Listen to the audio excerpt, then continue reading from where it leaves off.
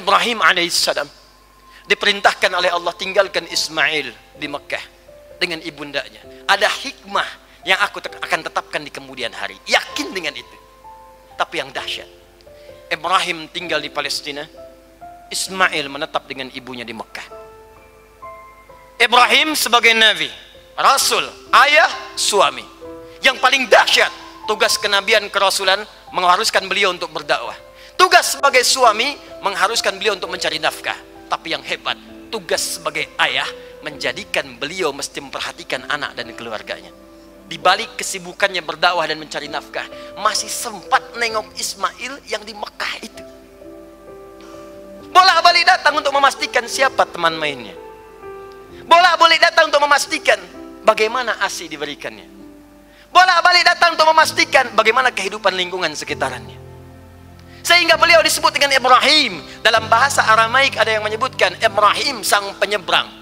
Bukan sekedar menyeberang untuk berdakwah. Ada yang mengatakan menyeberang untuk memperhatikan keluarganya. Jalan kaki dari Palestina ke Mekah untuk memperhatikan keluarganya. Ada yang menyebutkan dari Abun Rahim, bapak yang sangat penyayang. Sesibuk-sibuknya beliau berdakwah dan mencari nafkah, masih memperhatikan anaknya.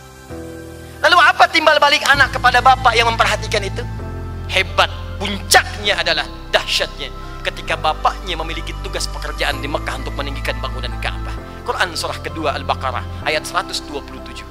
Allah sampaikan, Ibrahim, tinggikan kembali pondasi Ka'bah yang hancur di masa Nabi Nuh alaihissalam. Mulai kamu kerjakan. Ketika tapak kaki pertamanya ingin mengerjakan, tapak kaki pertama disebut dengan makam, sekarang diabadikan dengan makam Ibrahim. Beliau membawa batu, lantas anaknya datang dari sisi yang lain, membawa batu juga. Usia masih muda, belum sempat balignya. Dan beliau mengatakan kepada bapaknya dalam bahasa kita, Pak, apakah boleh aku bantu? Anak belum balik 4-5 tahun, lihat bapak kerja, masih mau bantu. Dan nawarkan kepada ayah, boleh nggak anak bantu?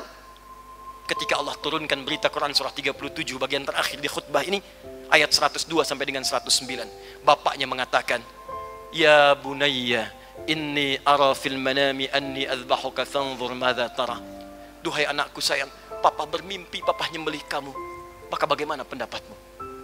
Jawabannya, Ya abatif al ma tu'mar satajiduni insyaallahu minas sabirin.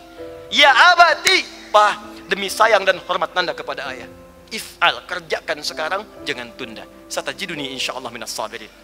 Pasti engkau dapati aku insyaallah termasuk orang sabar.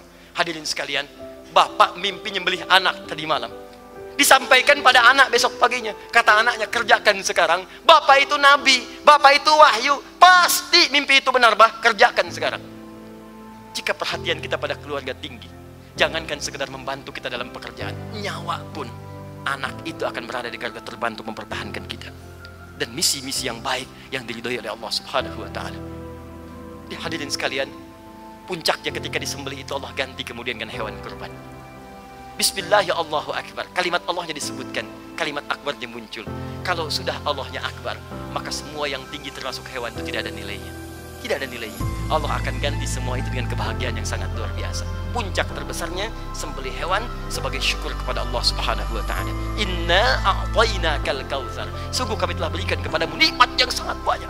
Fasalli li rabbika wanhar. Maka syukuri itu dengan salat dan berkurbanlah kepada Allah Subhanahu wa taala.